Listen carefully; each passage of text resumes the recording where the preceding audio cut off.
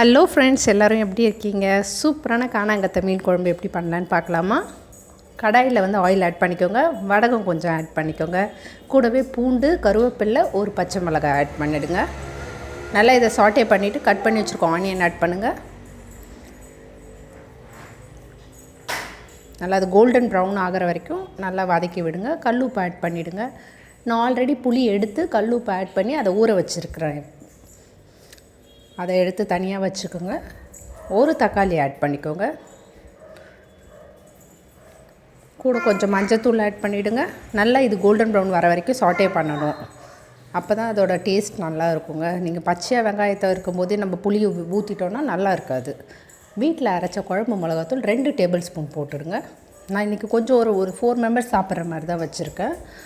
நல்லா இதை சாட்டே பண்ணுறேங்க. கரைச்சி வச்சுருக்க புளி கரைசலை எடுத்து அதில் ஊற்றிருங்க. அதுக்கு தேவையான தண்ணி ஊற்றிட்டு உப்பு செக் பண்ணிவிட்டு க்ளோஸ் பண்ணிவிடுங்க. லிட் போட்டு கொஞ்சம் கேப் விட்டுருங்க. அந்த லிட்டுக்கு ஃபுல்லாக க்ளோஸ் பண்ணிங்கன்னா பொங்கி வந்துடும். காணாங்கத்தை மீன் குழம்பு தான் இன்றைக்கி வைக்கிறோம். ஸோ மீன் எடுத்துக்கிட்டால் நல்லா பச்சை வாசனை போனதுக்கப்புறம் மீனை போட்டு இறக்குனிங்கன்னா சூப்பரான காணாங்கத்தை மீன் குழம்பு ரெடிங்க. இது ஒரு 10 மினிட்ஸ் கழித்து பார்த்தீங்கன்னா உங்களுக்கே டெம்ப்டிங் ஆகும். பாருங்கள். இது மாதிரி வீடியோஸ் பிடிச்சதுன்னா என் சேனலை சப்ஸ்கிரைப் பண்ணுறேங்க. பாய்.